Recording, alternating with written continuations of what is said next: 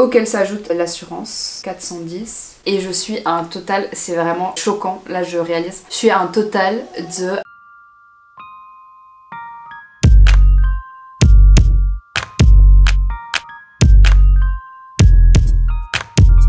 voilà. Dans un mois, enfin moins d'un mois maintenant, je pars faire un PVT en Australie. Je suis tellement excitée. J'ai mon billet, j'ai mon visa, j'ai fait tous les trucs administratifs, mais j'ai vraiment galéré. Voilà pourquoi j'ai décidé de te faire cette vidéo dans laquelle je vais un peu récapituler tout ce que tu dois faire avant de partir en Australie. Comme ça, peut-être que tu vas un peu moins galérer que moi, ou en tout cas tu seras plus au courant. Je vais aussi te dire combien tout m'a coûté, donc combien mon billet m'a coûté, combien mon visa m'a coûté. Comme ça, tu auras un peu une idée de quel budget tu as besoin si tu veux partir faire un PVT en Australie. Let's go! Première chose, si tu veux partir en Australie, tu as besoin d'avoir ton passeport. Bon, moi du coup j'avais déjà un passeport parce qu'il est valable en général 7 ans, donc j'avais pas besoin d'en acheter un nouveau, mais si tu n'en as pas, il faut absolument que tu prennes rendez-vous dans ta commune pour pouvoir avoir un passeport. Ça prend en général au minimum une semaine, sache-le. Et le passeport, en Belgique en tout cas, il coûte entre 65 et 100 € à peu près. Ça dépend vraiment d'une commune à l'autre. Je pense que moi je l'avais payé à l'époque 75 €. Et du coup, comme je l'ai dit, c'est valable 7 ans, donc une fois que tu as ton passeport, tu peux voyager dans le monde pendant 7 ans, ce qui est quand même pratique. Une fois que tu as ton passeport, tu peux prendre ton billet d'avion. Bon, moi j'ai d'abord pris mon billet d'avion, mais certaines personnes vont prendre leur visa avant leur billet. Bref, le billet d'avion du coup, j'ai pris un billet d'avion qui partait de Paris pour arriver à Sydney avec une escale à Bangkok. Pourquoi Paris? Parce que c'était juste moins cher que Bruxelles. Je m'y suis pris 3 mois à l'avance, même un petit peu plus de 3 mois. Retiens que si tu veux payer pas trop cher ton billet, il faut que tu t'y prennes à l'avance et que les vols avec escale sont généralement beaucoup moins chers. J'aurais pu trouver des billets moins chers, mais j'avais pas envie de prendre plus de 2 vols parce que sinon ça fait vraiment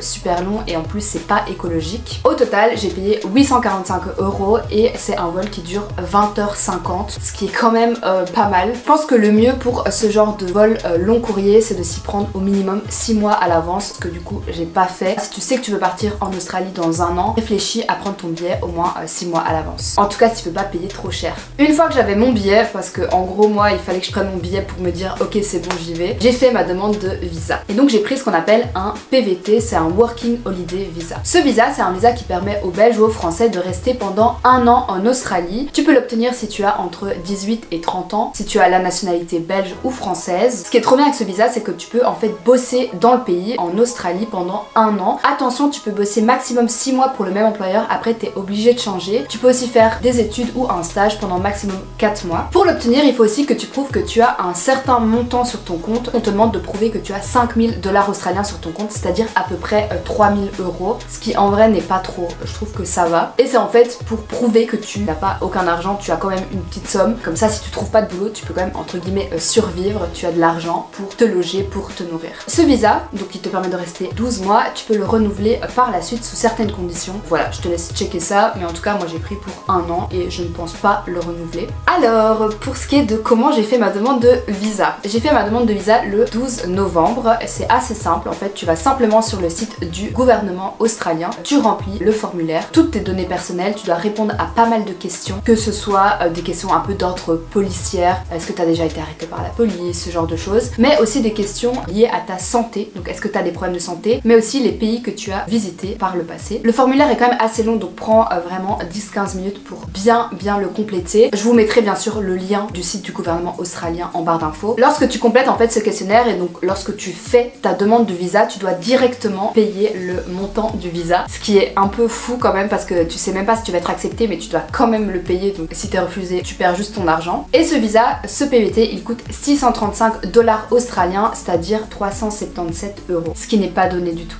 J'ai oublié de le préciser, mais lorsque tu complètes ce formulaire, tu dois aussi donc prouver que tu as de l'argent sur ton compte, donc que tu as 3000 €. Et pour ça, moi j'avais simplement fait un screen de mon compte et c'est passé. Voilà, donc te prends pas trop la tête, tu fais simplement un screen de combien tu as sur ton compte et normalement ça passe. Sinon tu demandes à ta banque qu'il t'envoie une preuve d'argent.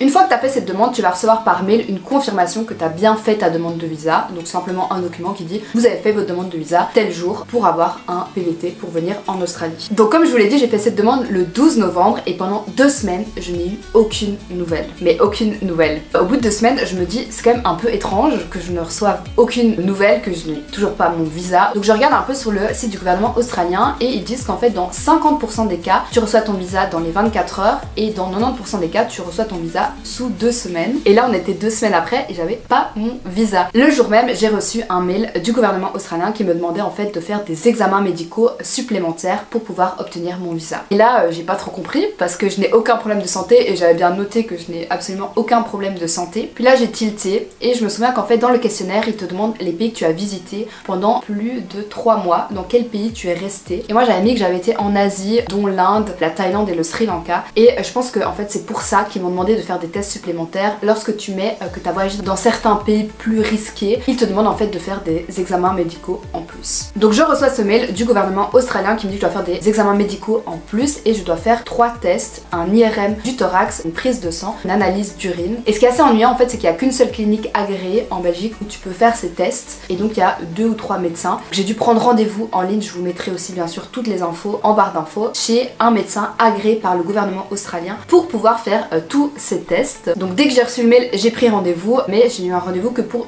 2 semaines plus tard. Lorsque j'ai eu mon rendez-vous ça faisait déjà 1 mois que j'avais fait ma demande de visa. 2 semaines plus tard j'ai donc été à ce rendez-vous, j'ai fait tous les examens médicaux et j'ai dû payer directement en cash le médecin et ce n'est absolument pas remboursé par la mutuelle parce qu'en gros on considère que c'est toi qui as choisi de partir en Australie et donc ces examens médicaux ne sont pas remboursés. Au total ils m'ont coûté 230 €. Je m'en serais bien passée. Au final j'ai reçu mon visa 2 semaines après ces examens médicaux, c'est-à-dire 1 mois et demi après avoir fait ma demande. Voilà pourquoi je te conseille vraiment de t'y prendre bien à l'avance si tu veux partir en Australie. Voilà, sache-le que c'est possible qu'on te demande de faire des examens médicaux en plus qui vont te coûter et ça va prendre donc plus de temps pour que tu reçoives ton visa. Si tu as de la chance tu vas le recevoir en un jour, si tu as aussi un peu de chance tu vas le recevoir dans les 2 semaines, mais si comme moi tu n'as aucune chance, c'est possible que tu le reçoives 1 mois et demi après. Voilà, donc sache-le, prends-toi-y vraiment à l'avance pour ne pas avoir de stress. Une fois que tu as ce visa, il te reste une dernière chose primordiale que tu dois absolument faire avant de pouvoir vraiment partir en Australie, c'est prendre une assurance santé. En fait ton assurance santé, belge ou française, en général elle ne couvre pas l'Australie pour une période aussi longue. Mon assurance belge elle ne couvre pas en tout cas l'Australie pour 12 mois, donc j'ai dû prendre une assurance spéciale pour les Working Holiday Visa, pour les PVT. Perso j'ai pris Shapka, donc c'est celle qui est prise par la majorité des voyageurs qui vont en Australie, mais il y en a d'autres, je vous mettrai les infos en barre d'infos. Pour prendre cette assurance santé c'est hyper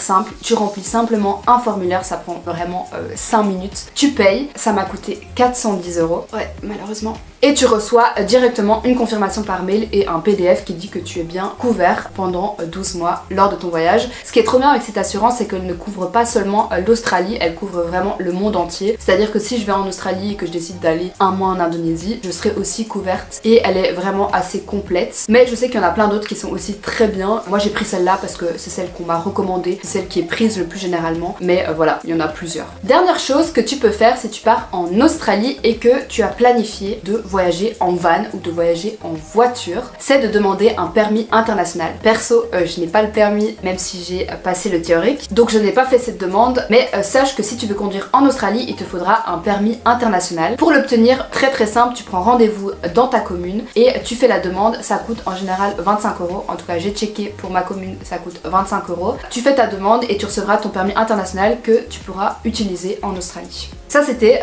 toutes les démarches administratives et tout ce que tu dois faire avant de partir faire ton PVT en Australie. Je vais faire un petit calcul total de tout ce que ça m'a coûté, mais j'ai vraiment peur.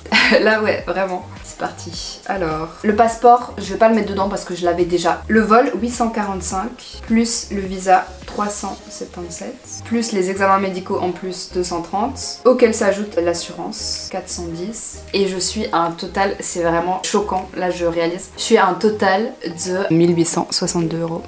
C'est énorme, genre vraiment. Et là je suis même pas encore arrivée en Australie, mais je peux partir en Australie, mais j'ai dû débourser presque 2000 €. Tout ça pour dire que si tu veux partir en Australie, aie bien en tête qu'il n'y a pas simplement ton billet d'avion qui va te coûter cher, t'as aussi ton visa qui va te coûter assez cher, les examens médicaux, l'assurance. Donc prévois un bon budget si tu veux partir, d'autant plus qu'il faut que tu aies au minimum 3000 € sur ton compte avant de partir. J'espère que cette vidéo a été utile pour toi si tu pars bientôt. En tout cas c'est une vidéo que moi perso j'aurais bien aimé aimé voir avant de partir. N'hésite pas, si j'ai oublié de dire des choses dans la vidéo, à les mettre en commentaire. Si t'as d'autres conseils, des précisions que t'as envie d'ajouter, à les mettre aussi en commentaire. Pareil, si t'as des questions, n'hésite surtout pas, j'y répondrai. Je réponds vraiment à tous les commentaires. Si cette vidéo a été utile pour toi, n'hésite pas à mettre un petit like et surtout à t'abonner si tu veux suivre les péripéties en Australie. Bisous!